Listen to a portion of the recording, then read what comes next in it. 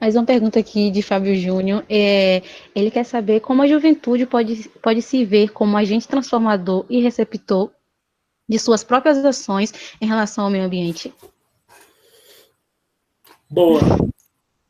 Então, eu acho assim, falando de uma experiência própria, né, minha, né, eu de um jovem preto, né, que não teve tantos privilégios assim, que estudar em escola particular, sei lá, fazer curso de inglês e tal, assim, de ter esse campo de visão maior, eu acho que a gente tem que começar a pensar que o planeta Terra é a nossa casa, literalmente. Então, se a gente não cuidar da nossa casa, do lugar que a gente vive, então a gente não vai viver bem, né? A gente já está sentindo todos os impactos ambientais causados pela crise do clima, então a gente tem que começar a ter esse tipo de pensamento que o planeta Terra é aonde a gente mora, né?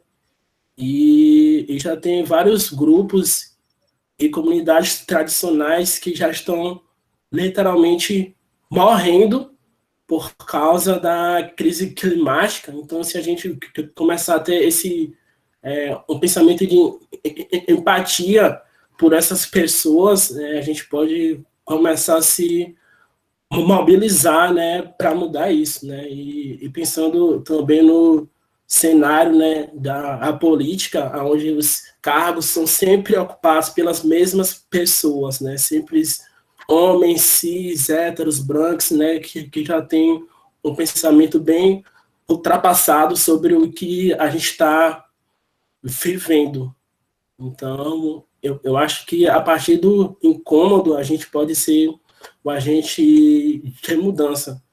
Não só a nível tipo macro, mas sei lá, dentro da sua casa, dentro da sua universidade, sempre tenha alguma coisa que a gente pode fazer para mudar a nossa realidade. Sim, sim. Tiago Nunes aqui perguntou como você vê a agroecologia como uma ciência multidisciplinar para trabalhar a educação ambiental nas escolas? Agroecologia. Agroecologia. Bom, assim, eu acho que é uma pauta super importante, que comer é um ato político, né? Então a gente tem que assim, falando também de uma experiência bem pessoal, né? Se a gente for ou pensar de uma maneira mais ampla, a gente sabe que o consumo de carne, é um dos principais causadores do desmatamento e também das mudanças climáticas, né? Que a gente tem que desmatar grande área, né? Para o gado ficar lá e comer, enfim, aí tem toda a questão das fezes dele, que são um fator de emissão de CO2. Então, se a gente começar a falar sobre agroecologia, agricultura familiar, que a gente pode comer de uma forma boa, nutritiva, sem ter grandes impactos ao meio ambiente, acho que é uma forma massa, né?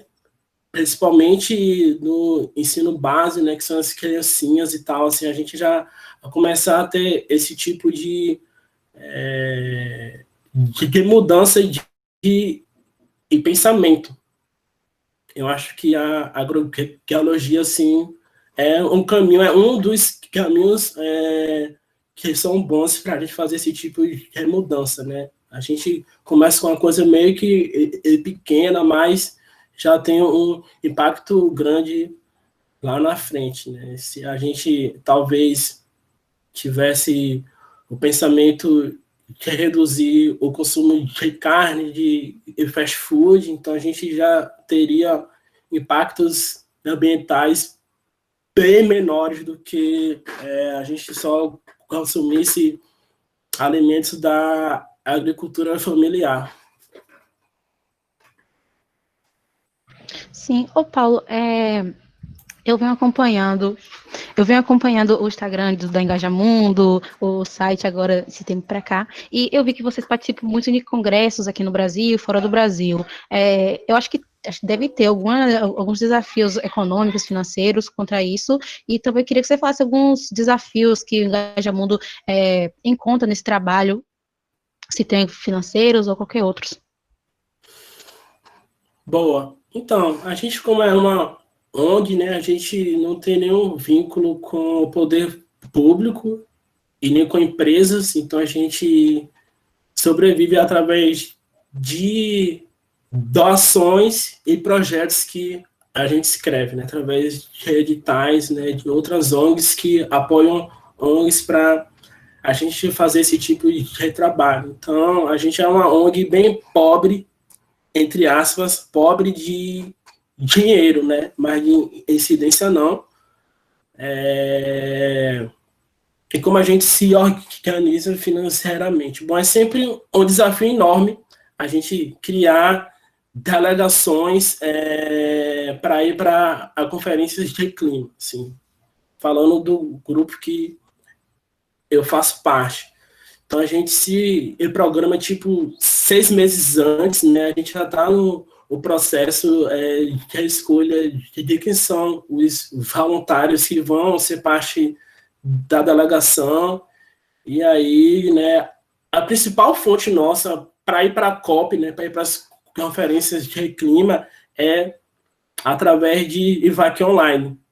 Já é uma tradição nossa, né, que a gente sempre faz essas IVAC Online para a gente levar o maior número de pessoas junto com a gente, mas isso não é a nossa única fonte, né, que a gente sempre consegue em torno, sei lá, de 20 a 30 mil reais, mas isso é apenas o dinheiro, às vezes é apenas o dinheiro só de passagens, né, sempre a gente leva em torno de 12 a 13 jovens, e a gente também tem vários apoios de outras ONGs que confiam no nosso trabalho. Então, é como se fosse uma rede de contatos assim que sempre está auxiliando a gente em participação, né, de conferências fora do Brasil.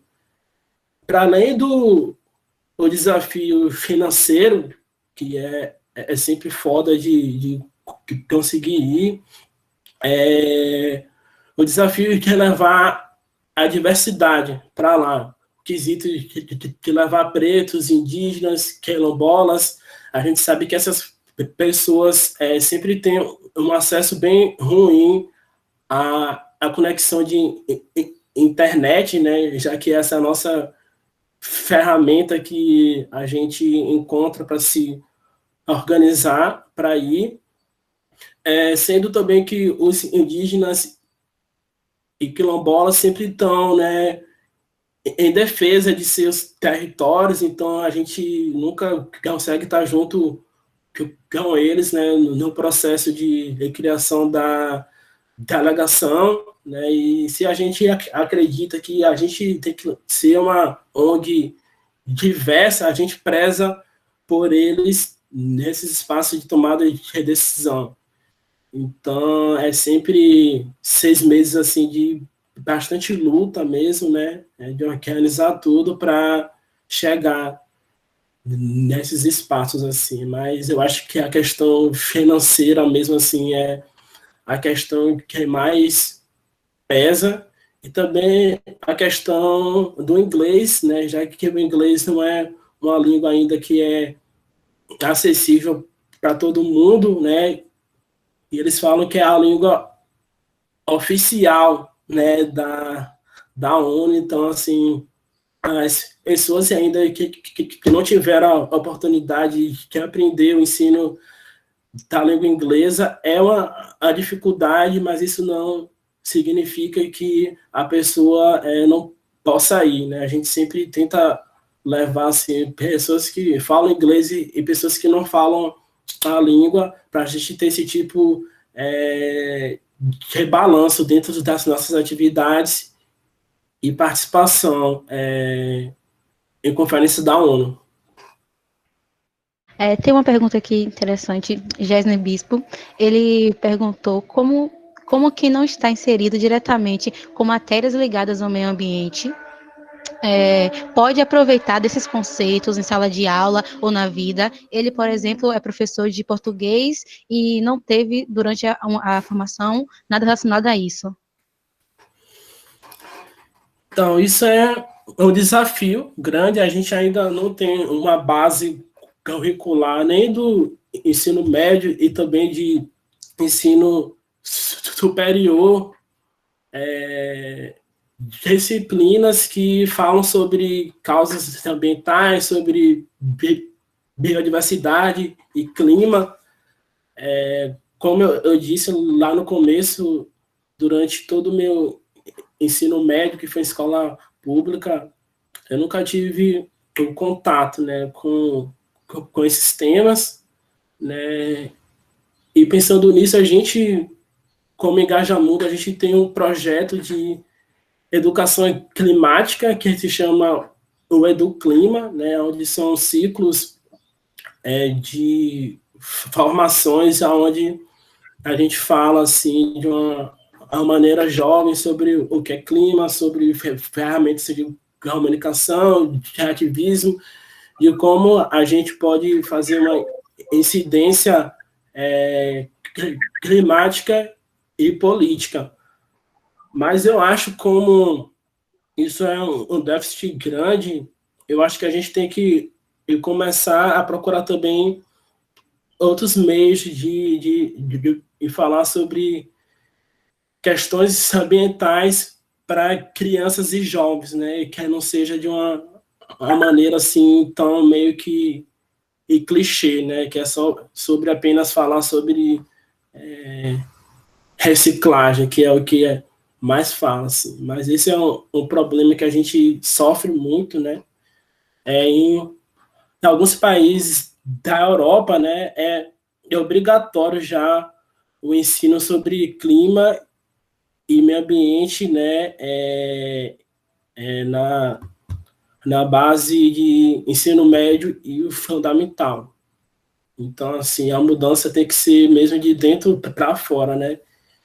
Se quem sabe a gente começar a cobrar, né, nesses meios, educação climática e ambiental como base curricular obrigatória em escolas, no ensino de base, no ensino médio e fundamental.